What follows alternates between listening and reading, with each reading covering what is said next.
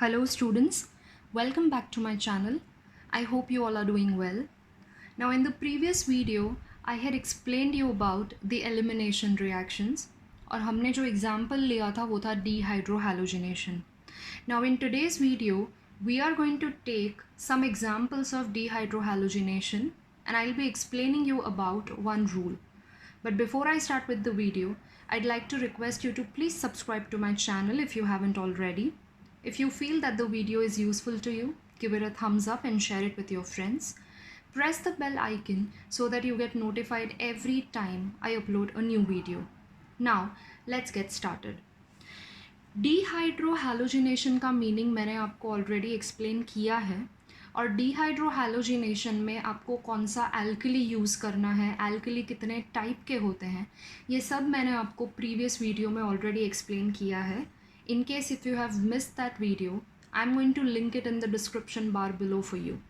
Now, let us start with an example. Suppose I take isopropyl chloride, that is this molecule या 2-chloropropane, okay? और उससे मैं react करने वाली हूँ KOH के साथ.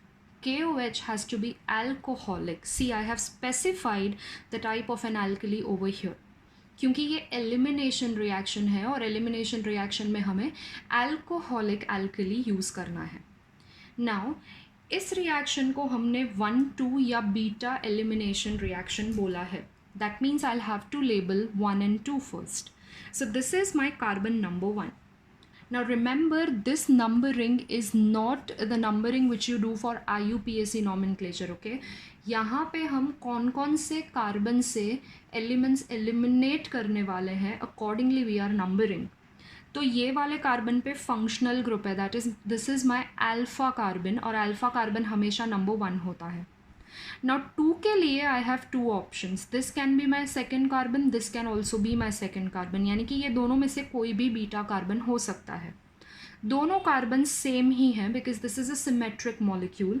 तो आप किसी भी कार्बन को नंबर 2 लेबल कर सकते हो. Let us say I label this as carbon number 2. Now I have already explained कि जो फर्स्ट कार्बन होता है या अल्फ़ा कार्बन होता है उससे हम हमेशा फंक्शनल ग्रुप एलिमिनेट करते हैं और जो सेकंड कार्बन होता है यानी कि बीटा कार्बन होता है उससे हम हमेशा हाइड्रोजन एलिमिनेट करते हैं. So what is going to happen in this case is ये जो पोटेशियम है, potassium that is going to take away chlorine. Okay, तो क्या बन जाएगा फिर इसमें? KCl will get formed. ना सिमिलरली दूसरा पॉसिबिलिटी क्या है, ये जो OH है that is going to take away 1 hydrogen from here और दिस कार्बन जिसको भी आपने 2 लेबल किया है. सो ये OH क्या करेगा, यहाँ से एक हाइड्रोजन को एलिमिनेट करेगा. ना after all this what am I going to get, जो प्रोडक्ट मुझे मिलेगा वो क्या है?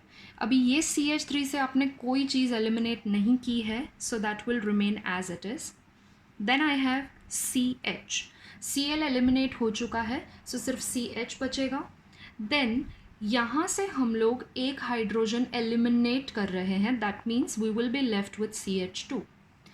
Since I have eliminated something from carbon 1 and something from carbon 2, there will be a double bond between first and second carbon.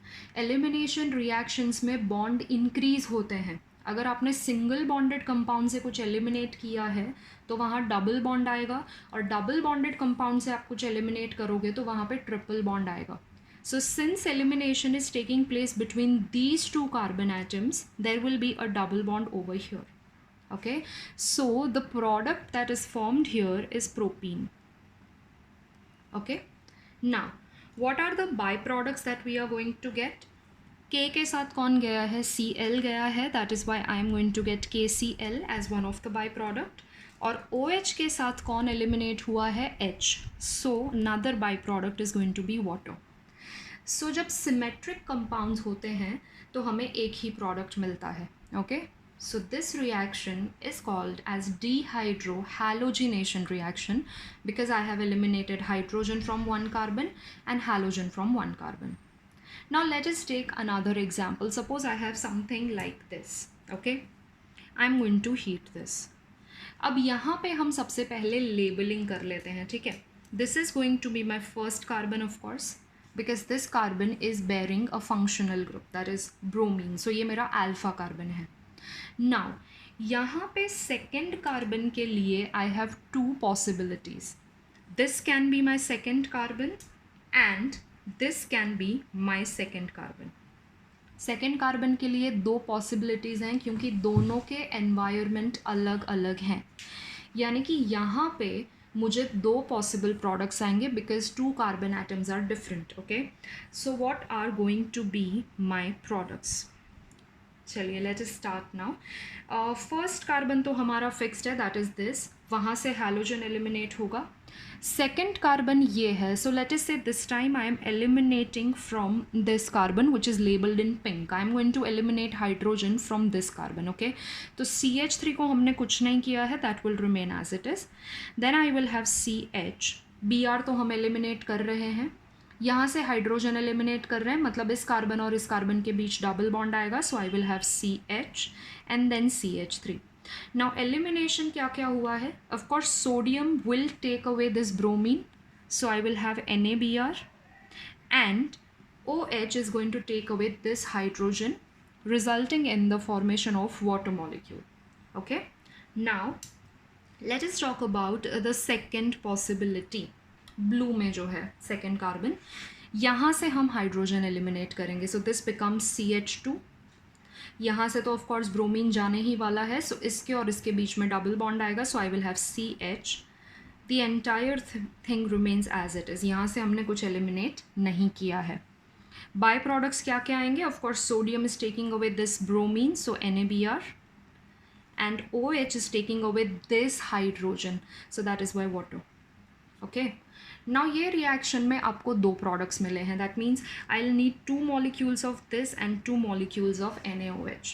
ठीक है ना. किसी भी रिएक्शन में जब हमें एक से ज़्यादा प्रोडक्ट मिलते हैं तो क्या होता है, एक प्रोडक्ट मेजर होता है, एक प्रोडक्ट माइनर होता है. Same is the case here. Since I am getting 2 products, एक प्रोडक्ट मेजर होगा, एक प्रोडक्ट माइनर होगा. So this is my major product and this is my minor product. Now how did I decide कि ये major है और वो minor है. ये डिसाइड करने के लिए एक रूल है and that rule is called as Saytzeff's rule. Okay, rule का नाम क्या है. It is called as Saytzeff's rule. Now Saytzeff rule क्या होता है. It is applicable for elimination reactions only. Saytzeff rule किसके लिए एप्लीकेबल है. एलिमिनेशन रिएक्शंस के लिए एप्लीकेबल है. So according to this rule कि किसी भी एलिमिनेशन रिएक्शन में जब आपको दो प्रोडक्ट्स आते हैं तो मेजर प्रोडक्ट वो होता है, मेजर प्रोडक्ट वो अल्कीन होता है जो ज़्यादा सब्सटीट्यूटेड है. Major product is that alkene which is more substituted, or I can say more substituted alkene is formed as a major product. Now what do I mean by more substituted? More substituted का मतलब है वैसा alkyne जिसमें double bond के आसपास ज़्यादा alkyl groups हैं. वैसा अल्कीन जिसमें डबल बॉन्ड के आसपास ज़्यादा अल्काइल ग्रुप्स हैं उसे मोर सब्सटीट्यूटेड बोलते हैं. ज़्यादा अल्काइल ग्रुप्स होने चाहिए या लेस नंबर ऑफ हाइड्रोजन्स होने चाहिए. Okay, you can remember it either ways. Now let us right the structure of this alkyne in a little bit detail. Okay, सबसे पहले मैं ये जो डबल बॉन्ड वाले कार्बन्स हैं वो लिखूंगी. So I have C double bond C. I am writing this structure. Okay, now if you look at this carbon, इसके पास क्या क्या है. इसके पास एक हाइड्रोजन है और एक अल्काइल ग्रुप है. So let me right it like this, hydrogen and alkyl group. Similarly ये वाला जो कार्बन है उसके पास भी there is 1 hydrogen and 1 alkyl group. So I will write hydrogen and alkyl group. Now if you look at this molecule carefully, इसमें जो double bond है उसके आसपास टोटल अल्काइल ग्रुप्स कितने हैं. इसमें there are 2 alkyl groups, correct, and 2 hydrogens. ठीक है, सो ये हो गया मेरा product number 1. Now let me write down the structure of product 2. सबसे पहले हम डबल बॉन्ड के आसपास वाले कार्बन्स लिखेंगे. So I have 2 carbon atoms here like this. इस कार्बन के पास if you see there are 2 hydrogen atoms. So let me write 2 hydrogen atoms like this.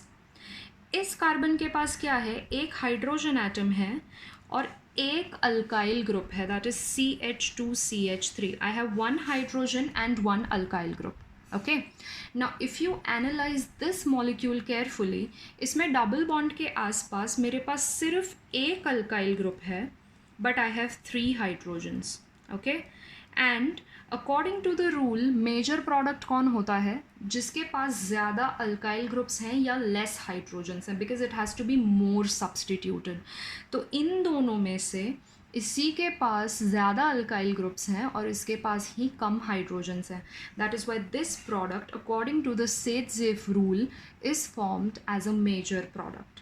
Okay, so अब आपको अगर कैसा भी एलिमिनेशन रिएक्शन आ गया तो उसमें मेजर प्रोडक्ट डिसाइड करने के लिए सेट-जेफ रूल यूज़ करना है. इट इज़ नॉट नेसेसरी कि ऑलवेज ये एग्जाम्पल डीहाइड्रोहैलोजिनेशन होगा, डिहाइड्रेशन भी हो सकता है जिसमें आप वाटर एलिमिनेट कर रहे हो. तो किसी भी एलिमिनेशन रिएक्शन के लिए आपको सेट-जेफ रूल यूज़ करना है. So you can remember one thing, you can remember Seema, that is SEMA. You can remember Seema. Okay, now ये सीमा का क्या मतलब है. अब तक हमने 2 टाइप के रूल्स स्टडी किए हैं, Markovnikov's rule and Saytzeff rule. Okay, Markovnikov's rule है वो एडिशन रिएक्शन के लिए होता है, सेट-जेफ रूल होता है वो एलिमिनेशन रिएक्शन के लिए होता है. सो सीमा में S stands for Set-Zeff, E stands for elimination, M stands for Markovnikov, A stands for addition. So it's Set-Zeff, elimination, Markovnikov, addition. Remember this. I hope you understood this. Thank you so much and happy learning.